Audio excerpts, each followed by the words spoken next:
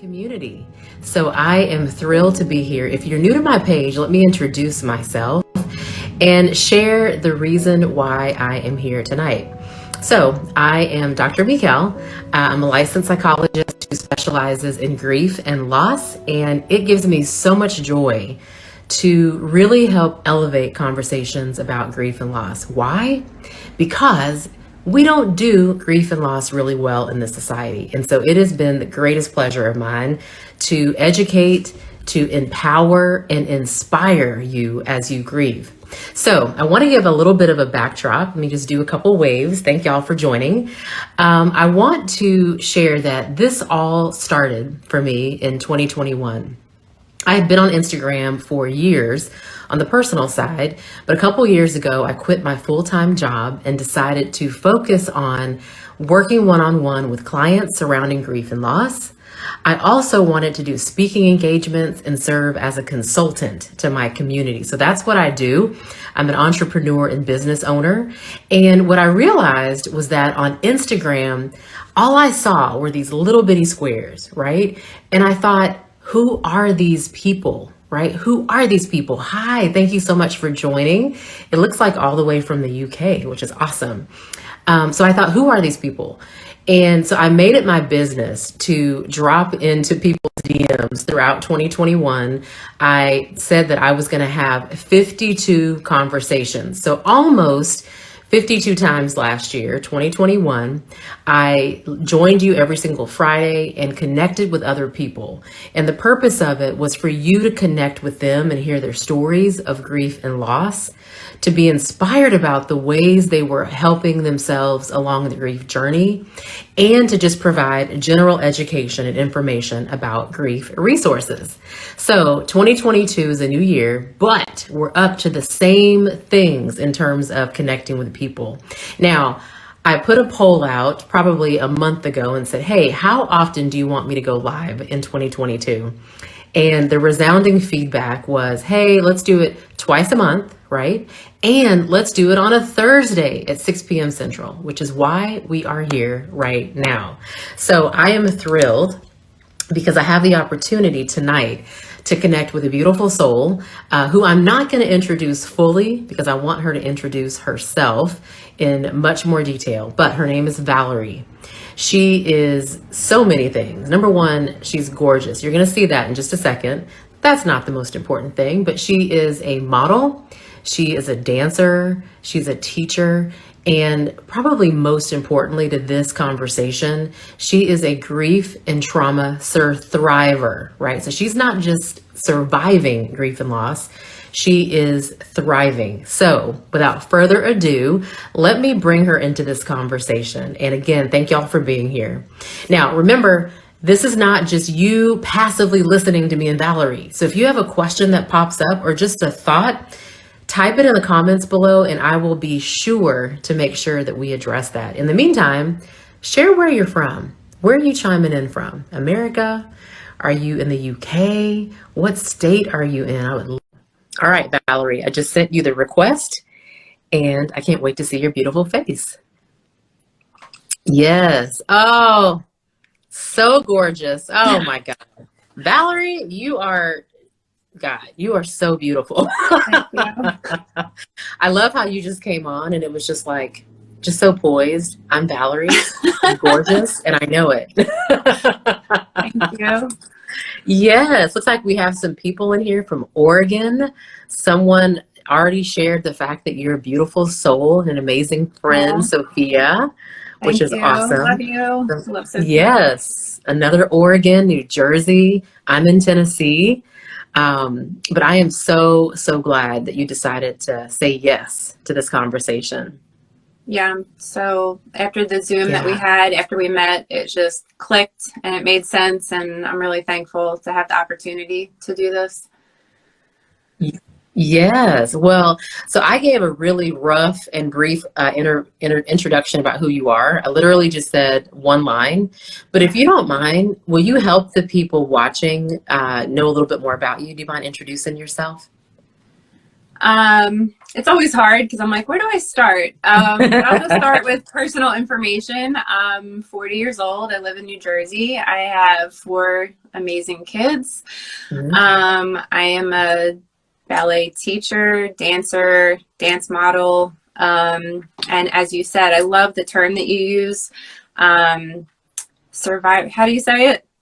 Thriver. Yeah, I've actually never heard of that. I've used the word thriver, but not Sir Thriver. I really like that a lot.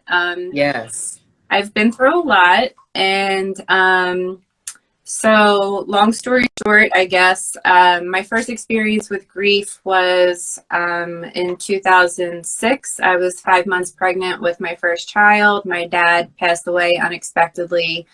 And that just rocked my whole world. I've never experienced anything like that.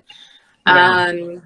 You know, throughout my life, I went through different things. But then in 2019, my husband passed away. He was only 41 years old. He battled esophageal cancer for 9 months.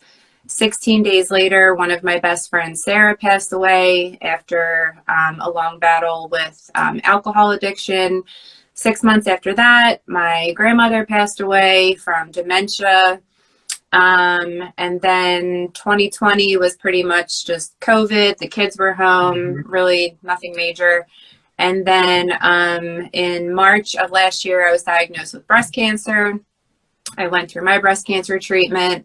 My mom was diagnosed with breast cancer in December, so she's about to start her journey. And actually, I just found out about 2 hours ago that my other grandmom passed away. So definitely going through it right now. And I was thinking about it. Go ahead. Sorry. I want to hold space for that because behind the scenes, right? Valarie sent me this message about her grandmother passing away today.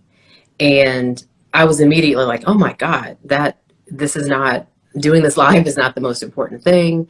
And, you know, Valarie saw fit to be here as a way to sort of honor her grandmother and felt that she would have wanted her to continue on. But I just want to hold space for this recent death, but also the array of deaths and life transitions that you've experienced. My God, you are a Sir Thriver, if I've ever seen one. So thank you so much for just sharing your heart tonight and being available even in the midst of that. Your Aunt Josette is by here, by the way, from Virginia. Hi. Yes, she's waving. And your friend Sophia. So y'all send her some hearts tonight and just let her know right now that she is loved and surrounded, so that this is hard to do lives. So definitely let her know that you all are there and care.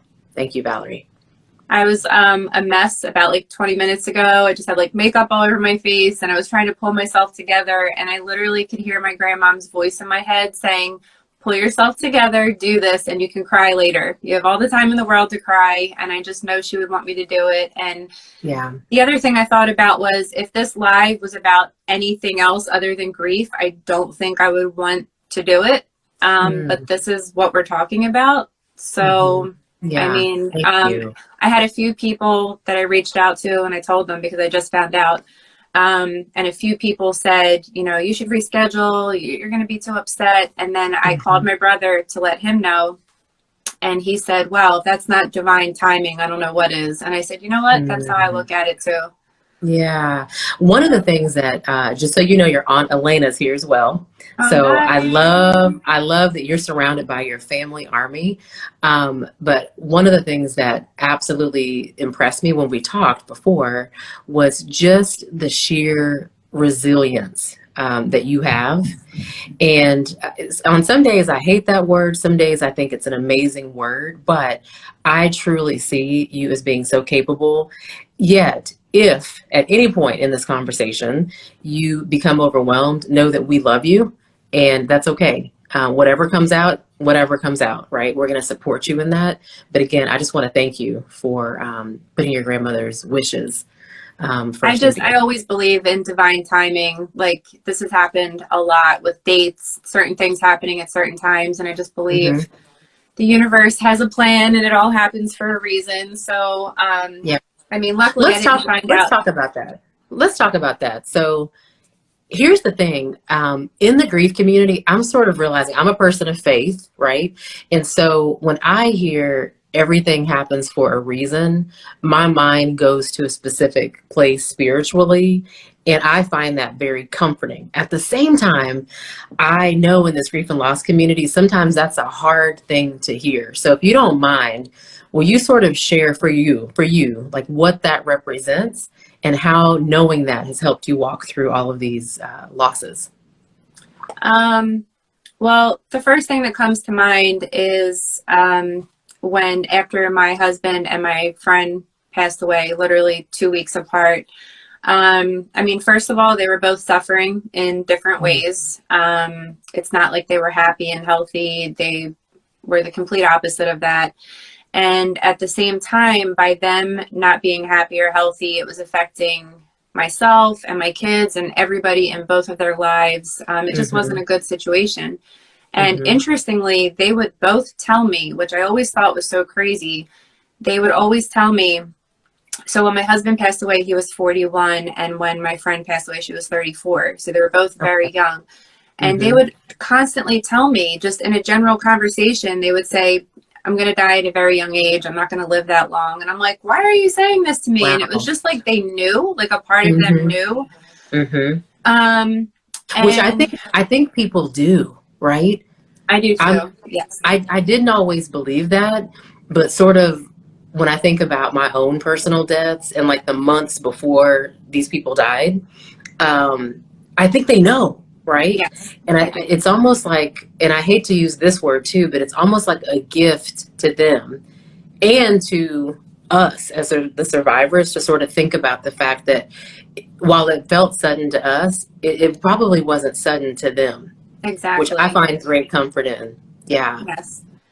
Um, so, it's almost like they knew. And after they both passed, obviously it was devastating for me.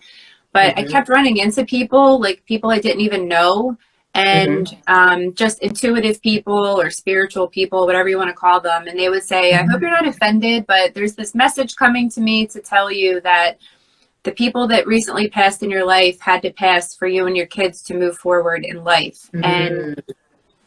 it really made sense. And I was not Yeah. offended at all. Hmm. And Wow. yeah, so it's just such a crazy feeling because obviously losing them was devastating, but I do see how that makes sense in our lives. Yeah. And again, they were not happy and healthy. They were both suffering, so Hmm. that we didn't want to watch that. That was very painful. I would never want anybody to suffer. So Yeah, no, that totally, when you said that, it totally resonates with me. I remember when my mom died, right? Obviously, she was my best friend. It was devastating, like gut wrenching. I didn't think I was going to survive. yeah, And yet, looking back, I don't think I realized just how much my mom filled up my life.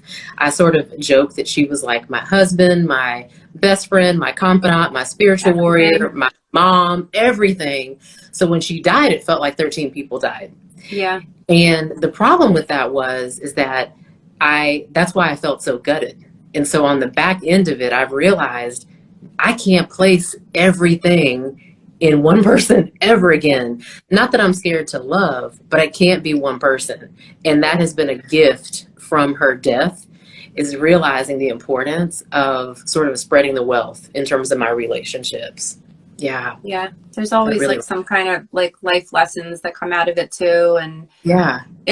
I mean, I always think it's weird because I don't know how people are going to take certain things that I say, but I just have to Hmm. say them. But it's Hmm. almost like enlightenment that comes out of loss and grief and trauma, which has Certainly can. been a very unexpected thing for me. And Yeah. I just think of it as a blessing because I've somehow I can't even explain it. I don't know how I've been so resilient and how I've done this. I really think, call it God, the universe, some Hmm. kind of higher power. Hmm. I really feel like all of these things have happened, and I'm not going to say to me, they've just happened in my life. They're experiences that I've had, losses, a lot of traumatic experiences. But because I feel stronger when I get through all of these experiences, I just truly know that my purpose in life is to help other people realize what I Mm. now realize. Yeah. And I was thinking about it after I talked to you the first time, Mm-hmm. that when my dad passed away and, I lost 3 people in 2019, I didn't have anybody. I didn't know you. I didn't follow anybody on Instagram. I Yeah. wasn't hearing these messages. And what I realized is just me telling people certain messages and certain truths that I've realized, it really makes a difference. Actually, somebody I'm very close with just lost her husband recently. Mm-hmm. We're planning for the funeral on Saturday. And, just her knowing that I've been through it. I've lost my husband. I've been through the same thing. Yep. She believes what I'm telling her, and I'm like, it's going to be okay, and you're going to be stronger after this. And she knows Yeah. it's not bullshit because I've been through it. So, Mm-hmm. I have a Yeah, lot of, I think it definitely matters when you can connect with people who've also walked it. And it also helps inspire and let other people know that they can make it because you have. right. I remember in the beginning of this whole journey, and the crazy thing is, I was a psychologist at the time, so it's not like I was foreign to mental health, but I, as an individual, did not want to be part of a grief group. I didn't want to connect with those people at all. But the beauty, when I finally surrendered to the fact that I couldn't do it, and for some of the people around me, they didn't get it because they hadn't walked through this yet. It Right. was so powerful to sit in a room and not have to explain anything, right? Mm-hmm. People sort of understood the weight of it. The challenge for me, like the physical aspect of grieving, was so heavy. And it was hard to explain that to people who hadn't walked through it. And so I completely understand what you're saying about other people recognizing and agreeing with what you're going through and listening to you, as well as being that vessel. It's so important to have that. And it's just My interesting because, like, as we said the first time we talked, it's not just loss. I feel like I have such a broad range of experiences. As Mhm, I told you that mhm, when I was 20 years old, I was raped. So I mhm. feel like I can connect with rape Yeah, survivors, rape which is a survivors. loss. Which is a loss. Yeah, I mean that was Yeah, huge. That was a yeah. huge for me. So I can connect with that community, and then I can Mhm, connect with the community of people just lost in general, and then the mhm. cancer community because Yep. my husband passed away from cancer. I just went through cancer You're a treatment. survivor. Um, Yep. so there's just so many different groups. It's not just Yeah. one group where I feel Mhm. like I just have a lot to offer and Yeah. share and help people.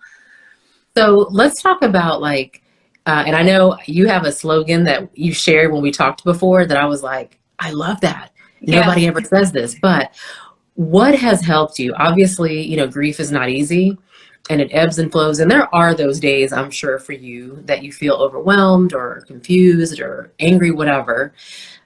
How are you able to help yourself? Because I think that's really the burning question that grieving hearts want to know is, how do I get through this? So what are some of the things that have helped you through this whole journey?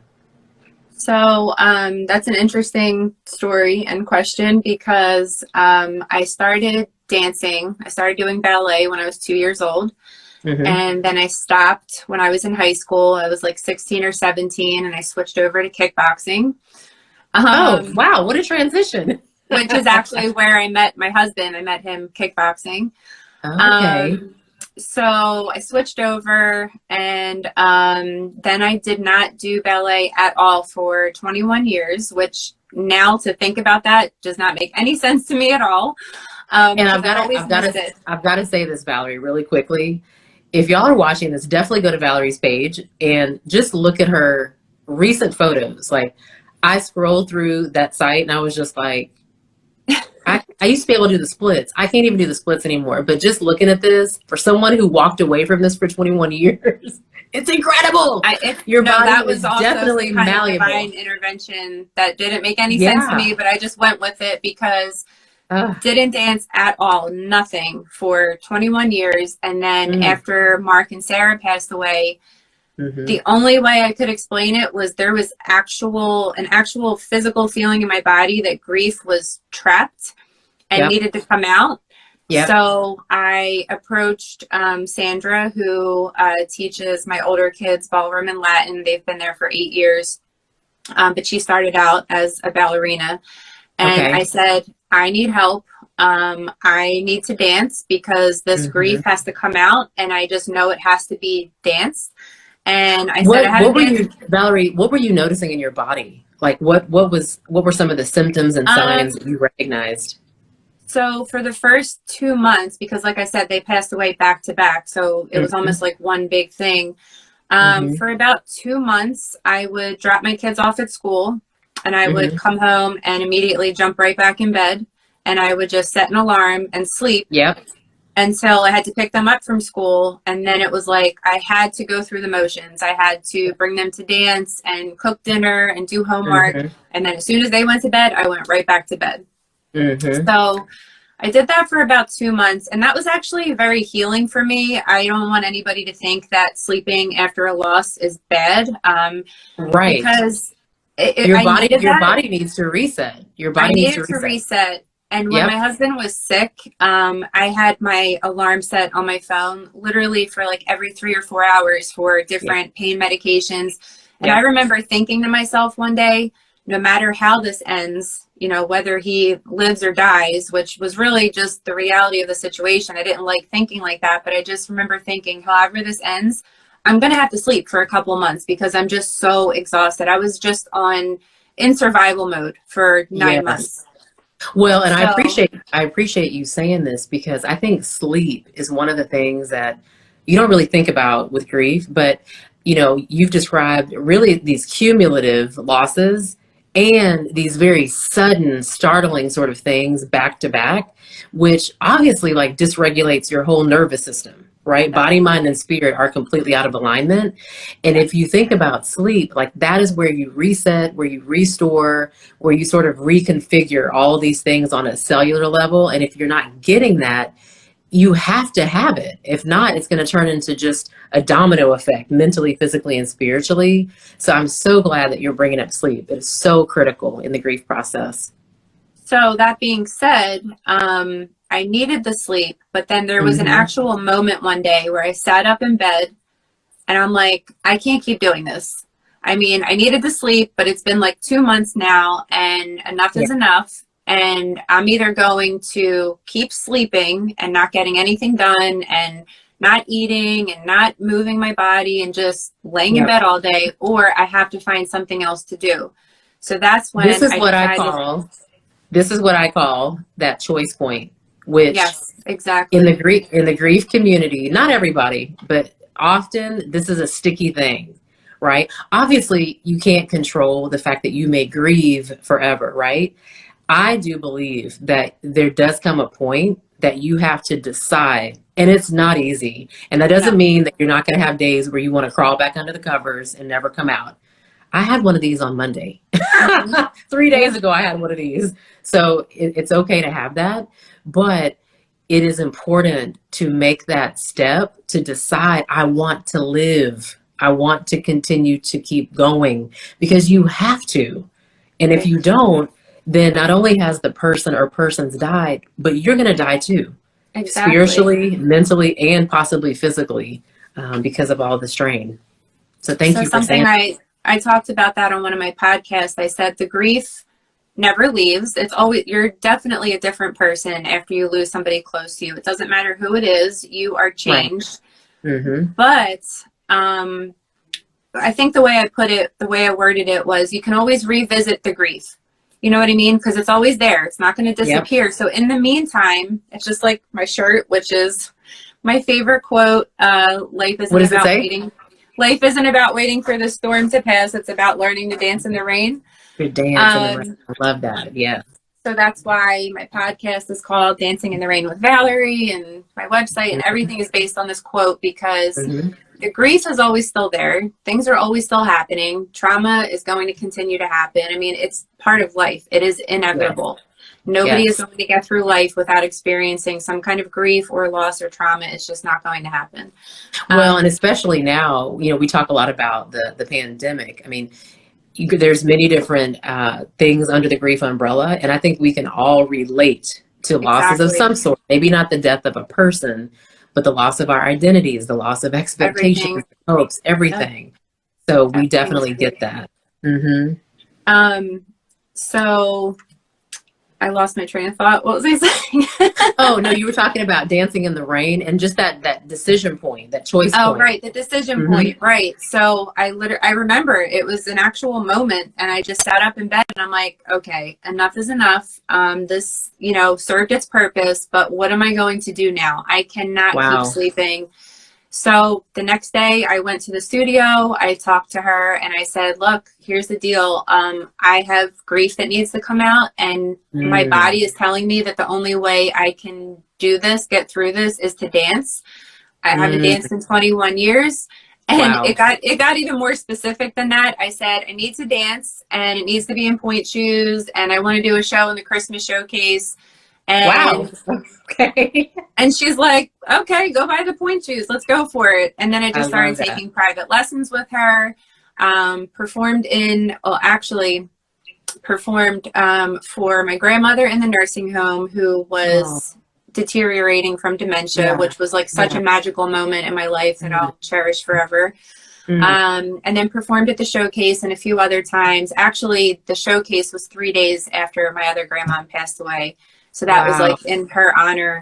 Um, Mm-hmm. so Mm. not only have so I started dancing again September of 2019. My grandma passed away December of 2019. And then I started teaching ballet in January of 2020. And I've been teaching ever Wow. since. So now I do the dance modeling, I teach, I dance all the time.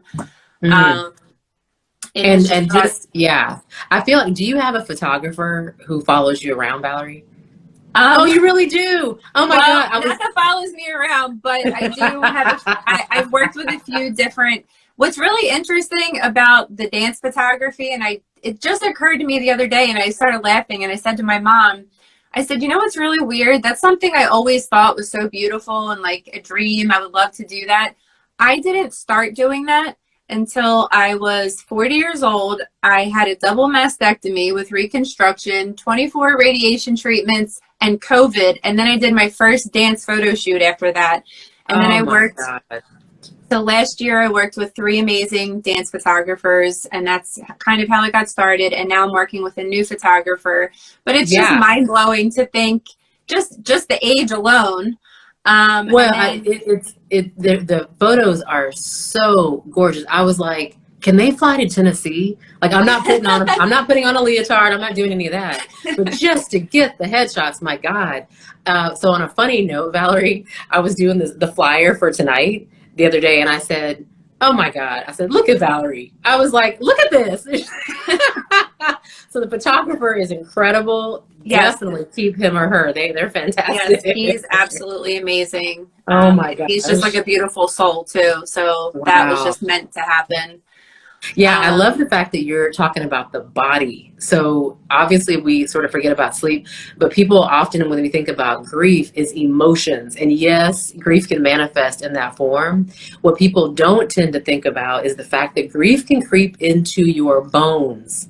yes. And I'll share a quick story here. When my mom died, I won't be too TMI, but it literally opened up the floodgates to a lot of things. And I remember this one particular day, I was trying to get out of my car. I was living in LA, trying to get out of the car. My entire left side of my body was like numb. I had to like literally lift my leg out of the car, and so, of course, I panicked. I was just like, I got to get to the doctor. Went there, and of course, they ran every single thing you can think of. And guess what? Nothing was wrong. They were like, Right. Mekel, nothing showing up. And then it dawned on me. I was like, this is grief showing up in my body, literally weighing Mhm. me down. So if you're watching this and you may be wondering, why am I feeling sick in the stomach, or I have headaches, or back tightness, or whatever, know that it's possible that you are carrying the weight of grief, and that's 100% normal. And movement is a wonderful way to focus on that and work the grief out. Yeah, and that's been coming Yeah, up a lot. I'm actually taking a radical remission workshop on I Saturdays. love that. I just heard of them last year. It's incredible. It's Yes. really awesome. I was introduced to it when my husband was sick, so I read the book and I think it's amazing. So now I'm taking the training workshop online, and last Saturday, that's what we talked about, was literally just focusing on exercise. And we were saying how a lot of people, when they hear the word exercise, they think, the gym or running. Right. Right. I don't like running. I do like the gym, but I never really get there. But I just find things that I like to do, which dance, yoga, different things. Stretching before bed, like just Anything, really moving your body. anything. Yes. Right. And there's so many different options that, find a friend, walk around the block, just something. That's right. Another specific thing that I just want to put out there in case somebody hasn't heard of it. It's a mini trampoline called a rebounder. And no matter what your fitness level is, it's even for people that are terminally ill, which I bought one for Mark when he was sick.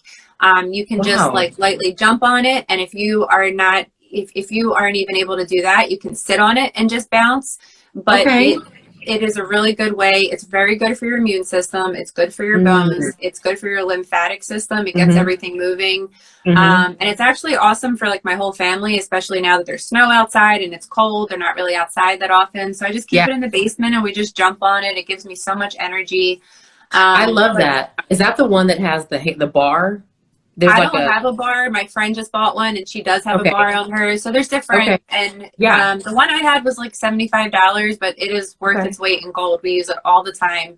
I love that. It's an awesome workout. But we were just talking about how healing on different levels, not just physically, but mentally, there's just so many different aspects to actually moving your body. So for me, it was dancing. Yeah. Also the link between physical movement and creativity and artistic expression. So it makes perfect sense to me that doing that sort of, again, like helps us on that cellular level. And then we have more creativity, we have more clarity in our thinking, which helps us, go about our day to day. So what a wonderful recommendation. I was thinking about getting one of these. I may have to do it. They're amazing. Yeah. That's awesome. And speaking of creativity, like, for me, it was dance. But for other people, there are people who are really into music or, art, painting. Everybody has a thing. So whatever your thing is, whatever you have a passion for, you have to really just cultivate that and pour yourself into it. And I don't want to say it's for a distraction. It's just to like process and to grieve. And I don't know, like for me, it was dance. It really just moving my body in that way again, and performing was the way that I grieved. That's how and it got me through it. Well, I want to share a comment. Someone saying, I think Paolo is saying, I'm so proud to know you and call you my friend. What an amazing journey. Just wanted you to hear that. And somebody just said, I'm getting a rebounder. I love it. Okay, so if you're watching this and you want a brand deal with Valarie, right? You want her to be your brand spokesperson for the rebounder, there you go. All right, somebody's on Amazon right now. I was going to share that one thing that is so important. I get this question a lot from my clients is, Dr. Harris, what do I do? And they all sort of hate this answer that I'm going to give and share with y'all, which is, as you grieve, there's a little bit of trial and error. No one, absolutely no one can tell you what's going to work for you. Obviously, movement's important, but what type of movement depends on you. How you sort of emotionally express, it could be journaling, that may not work for you. It depends on you. Self-care, all of its iterations. So part of it is opening yourself up to trying new things. Maybe you get the rebounder and realize that's it, or you get that's not it. Let me try walking. So I want to encourage y'all, if you're watching this, to know that it's perfectly okay and expected to sort of try some things, see if they stick. If they don't say, oh, I have no coping strategies. No, try something else. And it may be that as you connect with other grieving hearts, they can give you some ideas. If you're watching this and you need some ideas for that, certainly you're welcome to shoot Valarie a DM. You can also do that for me, and we will help you come up with some ways to help yourself. But don't get stuck on one thing, because as grief changes, so do our coping mechanisms. And another thing that came up in the Radical Remission workshop was just that it does help to get a buddy involved. And actually that has recently happened with me. I take a yoga class at the dance studio, but the teacher has a lot of stuff going on and she teaches at another studio. Uh-huh. So my friend reached out to me and she said, well, yoga's canceled, but we could still meet up at the studio and work out. So we've been doing that. And she really Yeah, motivated me to go. And I felt so much better afterwards. I So love even, that. you know, if you have somebody that likes to go to the gym, you can go to the gym together. You can walk together, ride bikes Yep. together. Yep. Even my friend Kelly just got a rebounder and I said I could bring mine over and we could just play music and jump together and motivate each Yeah. other. So that helps a lot because everybody has their days where they don't want to go to the gym. You don't want to be That's right. active. Yep. And you know, Someone, the someone friend just can said help that. you. Somebody just said that they learned to quilt these past couple of months, and it's been metaphoric and medicinal. I love that. And That's that's not actually, something that would resonate with me, but it doesn't matter. It's important what well, works for you.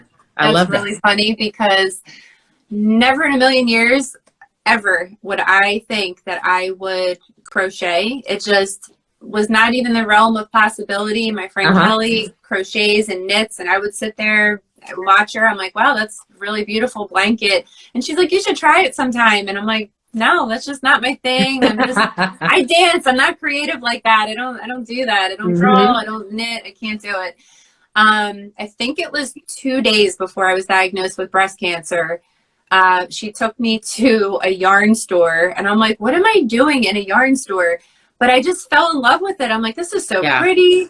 She's Yeah. like, I can teach you. We can take a class. I signed up for a class, and literally 2 days later was diagnosed with breast cancer.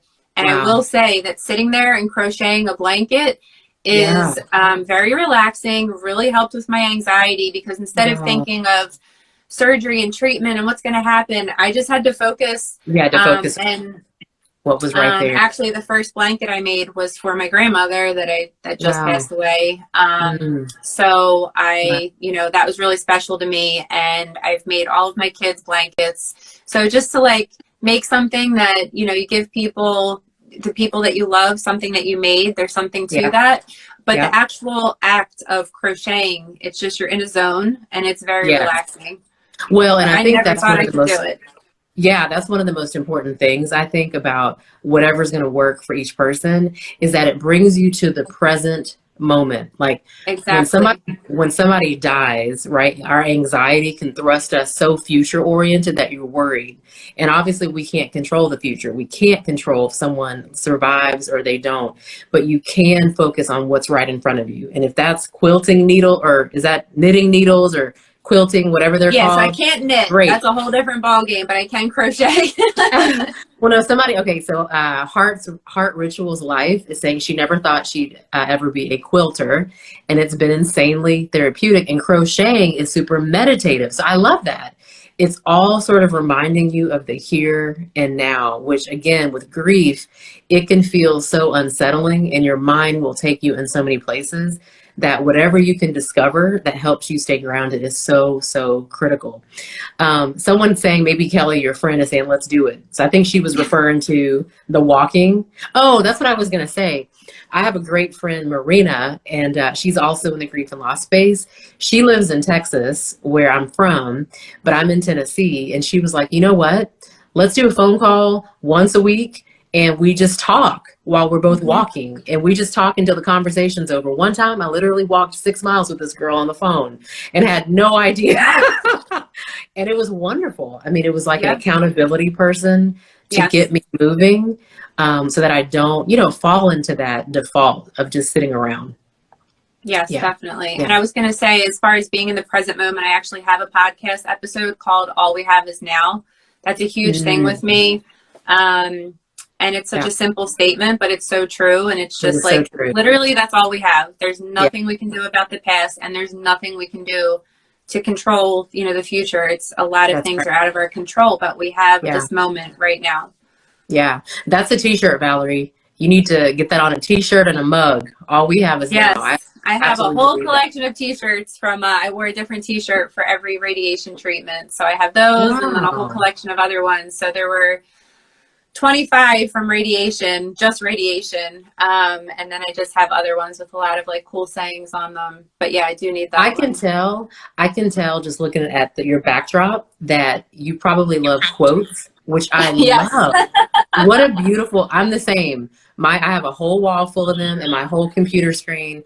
I love that, which I think it's so important to surround us ourselves with sort of affirming things that lift our spirit, because grief is heavy. Let's not lie. It's heavy, and it can certainly thrust you into a very depressive and lonely state.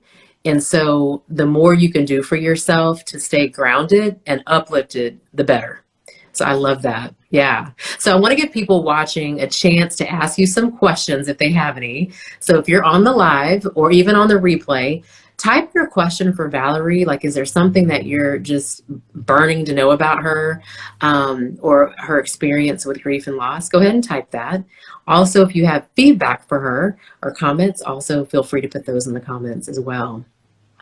So while people are typing, I would love for you to share. Oh, here's a question. Okay. Valarie, do you have access to green spaces, like 60% plus where you live? Green spaces, just like for hiking. And I'm assuming they're meaning like parks, outdoor space. Oh, Natalia, I love you. I know, Natalia. Is this your baby? Is this your daughter? Yes, she's upstairs. Oh, I didn't even know they were listening.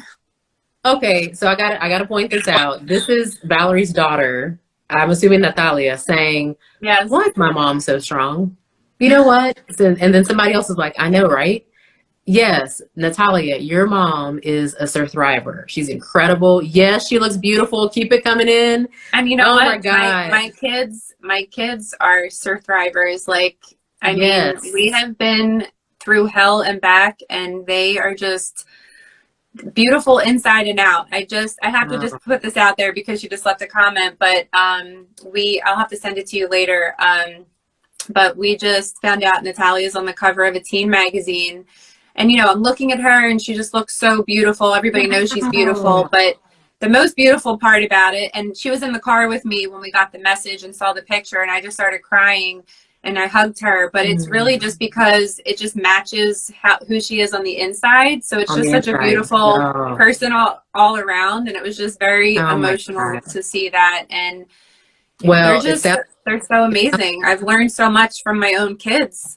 Yeah, it sounds like, Valarie, that your apples didn't fall far from the tree, because you also, someone saying here, it's so heartwarming to see you making something positive out of your grief.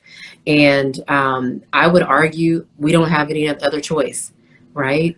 We've got to. That's how I look at it. And I was seeing a counselor after Mark and Sarah passed away. It was counseling through hospice. And I said that to the counselor because I was going on and on about all these different things that happened. And there were a lot of things that happened. And she looked at me and she said, how are you even still standing, let alone bringing kids to dance and soccer and doing this and that? And I said, what choice do I have? And she said, no, everybody has a choice. And she said, you've just chosen to do this. In my mind, I didn't have a choice, which is a good thing, because I'm happy with what I'm doing and with, everything, how it's played out. But I guess I've told myself I didn't have a choice.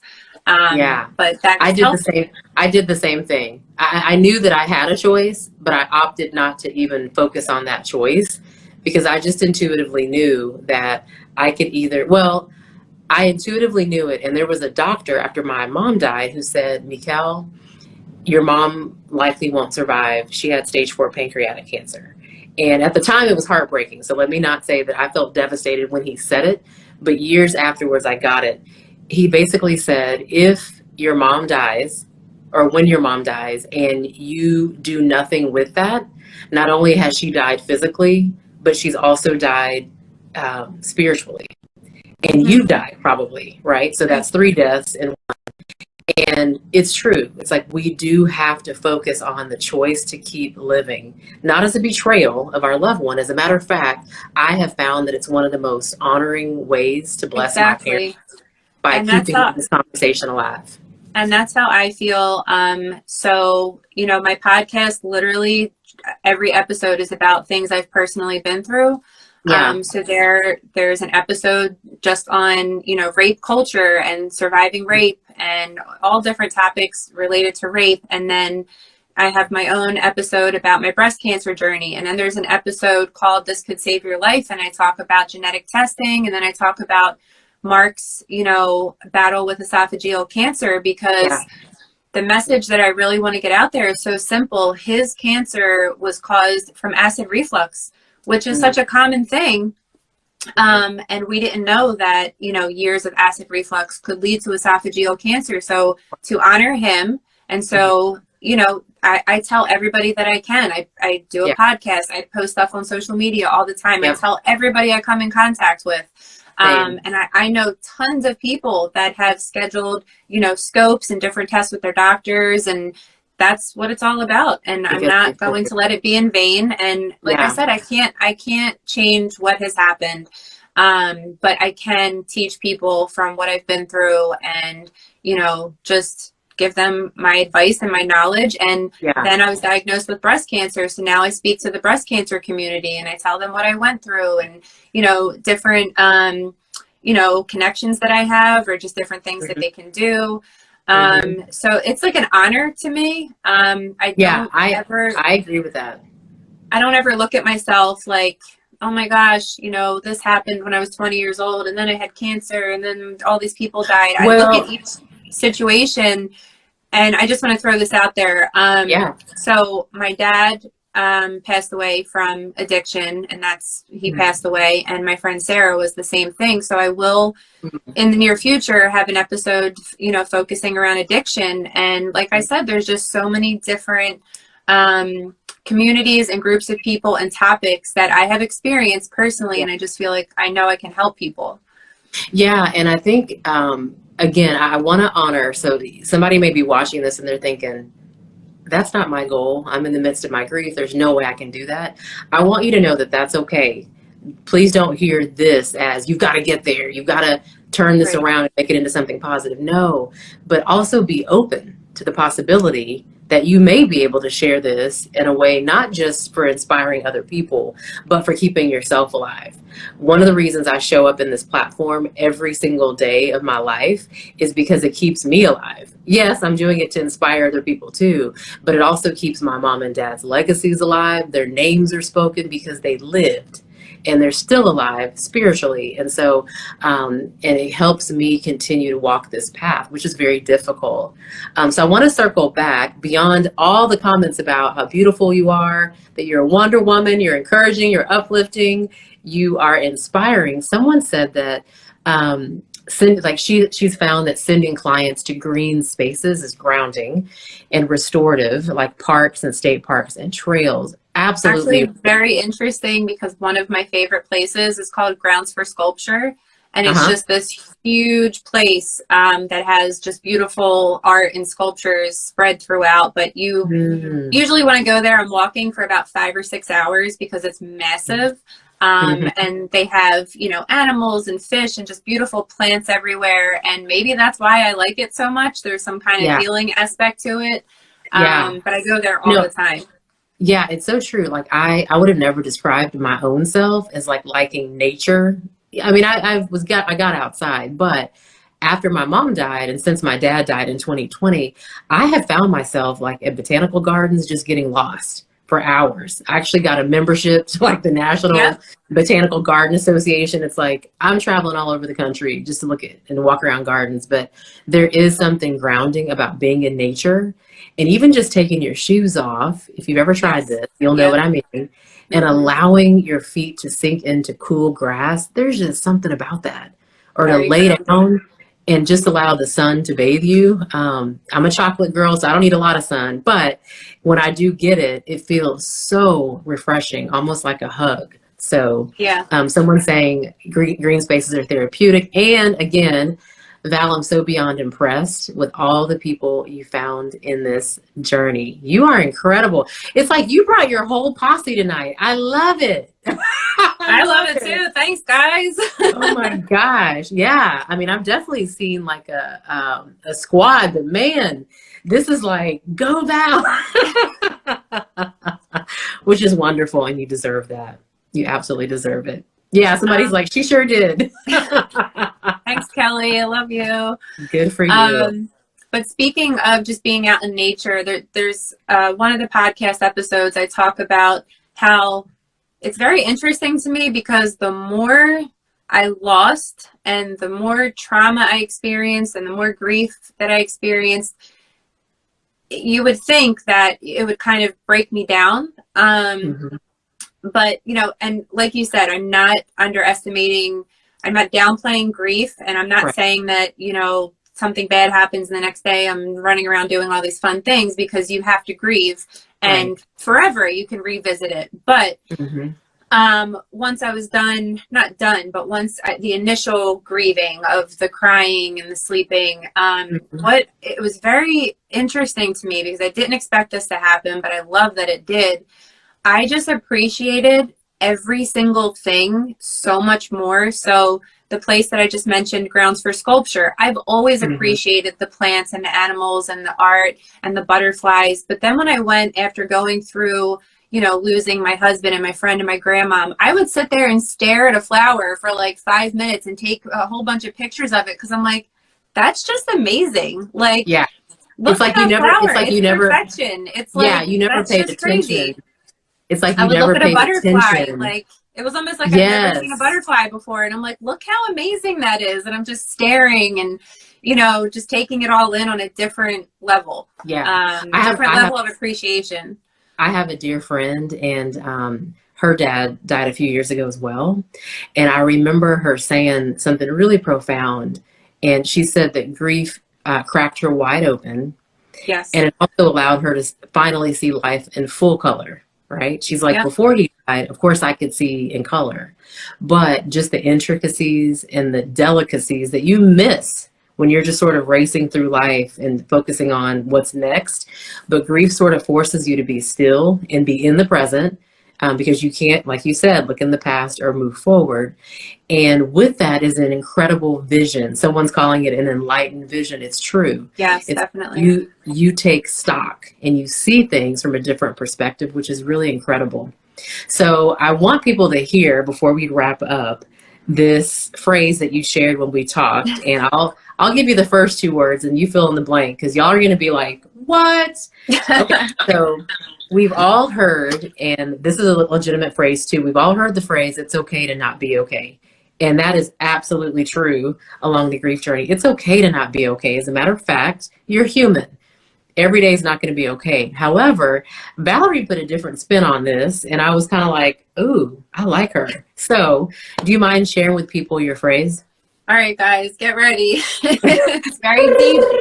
It Here we is. go. It It's is. okay to be okay.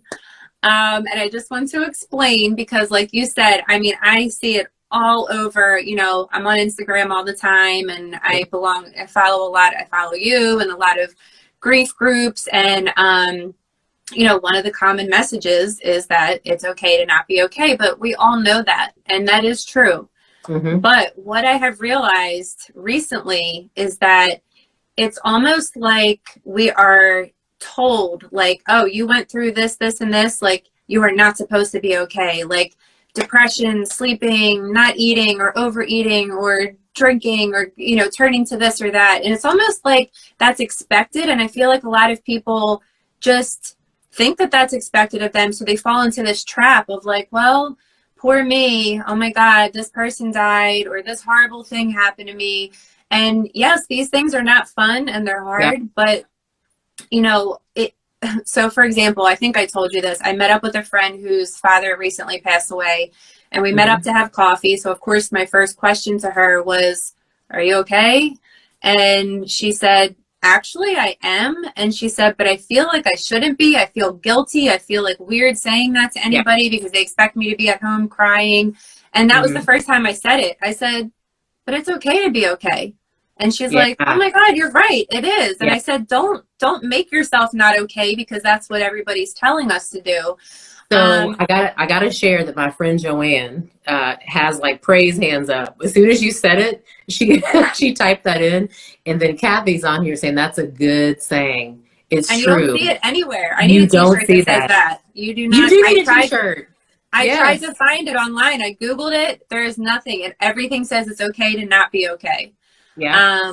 But And I again, wish, that's I true, want but it's that to be also like a okay to, widespread message. Like, it's yeah. okay to be okay. You know, whether Yes. it's the Yeah. next day or whether it's a couple months later, it is okay to, you know, and not only is it okay, like I encourage people to, you know, like our message is the same: to thrive after trauma, to move forward, find what makes you happy, because it's kind of along with what you're saying, your parents pass away or somebody passes away, but we can't change that, but we're still here and we're here for a reason. And our loved ones that we lost, they would not want us to waste the rest of our lives crying and not doing anything. Like, of course there's going to be moments where we cry and we break down, but then if we pull ourselves back up and we can just make something beautiful out of the pain. And I've read a lot, I like putting it this way, like using the pain as fuel.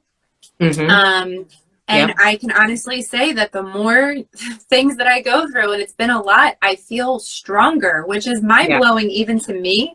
But it's like, oh, I survived another thing and I'm still here and I'm going to keep going and I'm going to help people.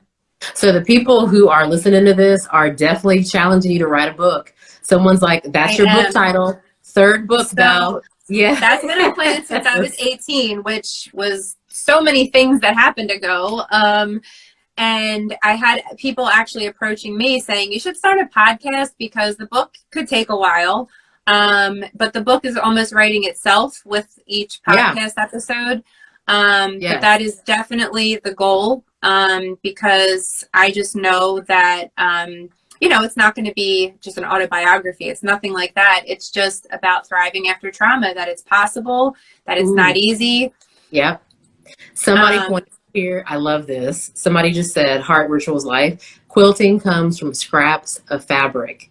And I love this. I always talk about mosaics. It's like, we're not broken people, right? Are there broken pieces in our lives? Yeah, we all have that. But if you put those broken pieces together, they create beautiful mosaics and quilts and everything. So I want to challenge anybody watching this and to know, number one, grief sucks. Okay. I know that's not a technical, professional doctor way of saying that, but it sucks. At the same time, there are some choices that we have as grieving hearts. And I hope that if you've gotten anything out of Valarie's talk tonight, it's just that you can thrive, right? You can thrive, not only survive, and it's okay to be okay. So your supporters are typing in Dancing in the Rain with Valarie with an A, VALARIE.com. Also, I want everybody, literally everybody, it'll take 0.2 seconds. When you get off this live or catch it on the replay, go follow Valarie. Her Instagram handle is at Valarie, VALARIE 42981. And you're going to see all these gorgeous photos. You're going to be overwhelmed when you see Valarie in her full splendor. But please follow her. She also has a podcast, as she mentioned. There are so many nuggets that she dropped tonight. But definitely follow her to let her know that you are supporting and loving on her. So, Valarie, I always end these lives with a couple questions. And one of them is, how can this community best support you right now? What does that look like? It may be a thought, a prayer, buying something. How can you best be supported right now? To be honest with you, the first thing that popped in my mind when you just asked that question, I really want people to listen to my podcast because it is my purpose in life. And I always say the purpose of life is a life of purpose. And I just, it's such like an amazing feeling, like on a soul level, that I have found my purpose. And I just, if people could just listen to my podcast, it can really, I don't want people to think, well, I didn't lose my husband. I never had cancer. It's really just about thriving after any type of trauma. And also for, everybody, there's information about testing for like symptoms of esophageal cancer. And then for any women out there, there's a lot of information about testing for breast cancer. So if I could help anybody with that, but just in a general sense, it really can help anybody. So good. Just as I said, everybody goes through trauma, grief. Everybody experiences something at some point. That's right. And so that would mean everything to me if people would just listen to the podcast. What platforms is your podcast on? Where can they go? Spotify? Are you on? I listen to it on Spotify, but it's on Apple Podcasts. It's pretty much on every platform, I think. I don't know how many there are, but it's on most of them. Okay. So yeah, so Valerie's giving you a practical thing, right? How easy is that? Go follow her on Instagram and just follow along with her journey and support her and follow her podcast. Y'all, I don't have a podcast yet, but I do know that the more people who are ranking it and liking it, it gets seen by more people, right? So definitely do that. That is so easy. What an easy way to support and just follow along with her. So it's called Dancing in the Rain with Valarie with an A. Yes. Valarie, you are incredible. Like I said, I hope that everybody that's in your hype squad, y'all need to come hype me up. I need a hype squad like this. This was incredible. Thank y'all for watching this. And again, okay, so Spotify, Apple, Google, and most formats. Perfect. If you Thanks, have any Jen. questions, yeah. If you have any questions for Valarie, again, her Instagram handle is Valarie, Valarie 42981. So definitely follow her and send her a DM. And if there's anything I can do to help point you in the direction of Valarie or answer any questions that you have, please shoot me a DM as well. So Valarie, I just wanted to say to you and to everybody that listened that this was actually very healing for me, because I literally was falling apart like about an hour and a half before we had to log on. And I feel very like peaceful right now, just talking to you, just seeing everybody's support and comments. Just, I really needed this. Yeah.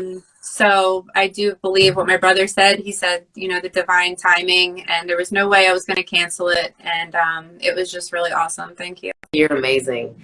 I will definitely be in touch with you offline. And again, I just want to honor the fact that you showed up. Know that you're going to be in my thoughts and prayers with regard to your and just want to bless you. So thank y'all. And thank you, Valarie. You are, God, I feel like I'm just abusing this word. Incredible.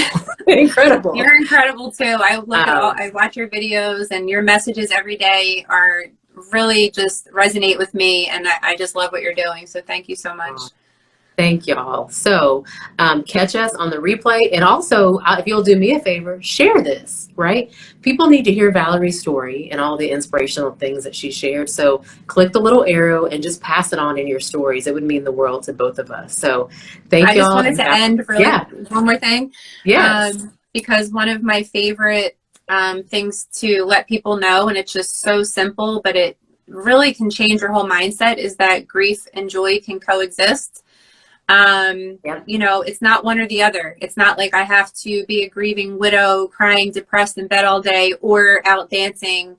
It can be both. You can have grief and joy in your life. It's just, it's life, and you can have both. I love saying that it's not either or, it's both and. Both. Right. Both and. So I love that. Grief and joy can coexist. And in Valarie's words, it's okay to be okay. Thank you, Valarie. We'll be in touch soon. Thank you so much. Bye, everybody. Awesome. Bye, guys. Thank you. Bye. Bye.